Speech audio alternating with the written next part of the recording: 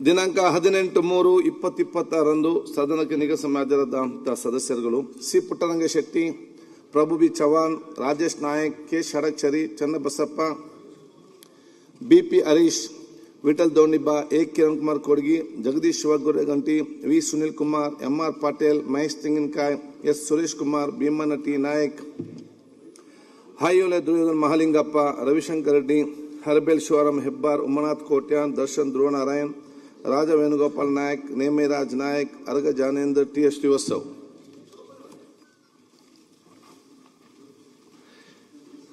ಈಗ ಒಂದು ಸೆಕೆಂಡ್, ಏನು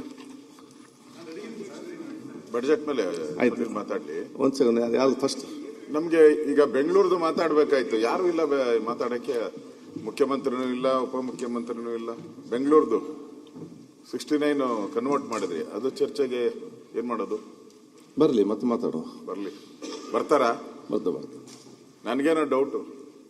ಅಧಿವೇಶನ ಮುಗಿಸ್ಬಿಡಂಗವ್ರೆ, ಮುಗ್ಸಕ್ಕೆ ಅವಕಾಶ ಕೊಡ್ಬೇಡ ದಯವಿಟ್ಟು. ಬೇಡ, ನಮ್ ಮಾತಾಡೋದೇ ಬೇಡ. ಏನಾದ್ರು ಚರ್ಚೆ ಮಾಡಿಸಿ, ಏನಿದ್ರು ಮತ್ತೆ ಚರ್ಚೆ ಮಾಡಿ ಚರ್ಚೆನೂ ಮಾಡೋದು ಬೇಡ, ಏನು ಬೇಡ. ನಾ ಅಧಿವೇಶನ ನಡೆಸಿ ಅಷ್ಟೇ.